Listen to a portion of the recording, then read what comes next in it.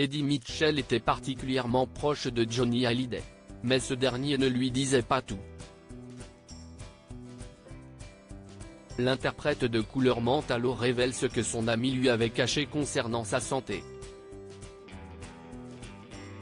Le 5 décembre 2017, après plusieurs mois de lutte contre une longue maladie, Johnny Hallyday rendait son dernier souffle.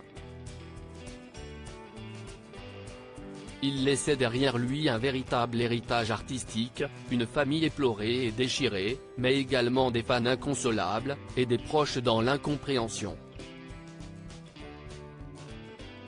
Car avec sa compagne Laetitia, qui a lancé il y a peu une exposition autour du rocker belge le plus célèbre de France, ils ont conservé le secret autour de son état de santé mois après mois, notamment pour ne pas s'attirer une couverture de presse trop envahissante. Eddie Mitchell explique comment Johnny Hallyday lui a menti sur son état de santé. Même certains très proches amis de Johnny Hallyday, dont fait partie Eddie Mitchell, ignoraient à quel point il était malade.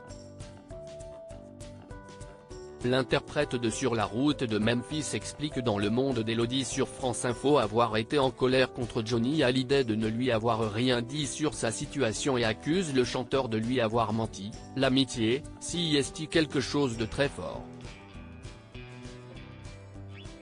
Johnny occupe toujours une place importante dans mon cœur. Il m'a menti. Je lui disais tu te soignes, tu fais des prises de sang ? Et il me répondait oui, oui. Dans une précédente interview, Eddie Mitchell révélait comment son ami des premiers jours buvait pour se saouler. Si est une partie de ma vie, il me manque, bien sûr, mais il a bien voulu. On a suivi le même chemin, mais lui y allait plus fort. Johnny buvait pour se saouler. Pas moi. Et il faut éviter l'alcool blanc, ça détruit les os. Johnny a été opéré d'une hanche à 40 ans.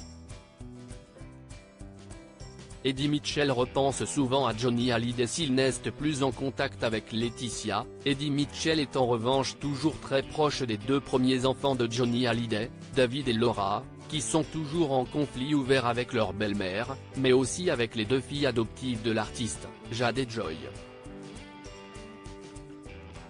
Il est d'ailleurs le parrain de Laura Smith. Il n'y a pas une journée qui passe sans qu'il n'y ait une anecdote qui revienne ou une pensée pour lui, lançait-il ému au micro de RTL il y a de cela quelques semaines.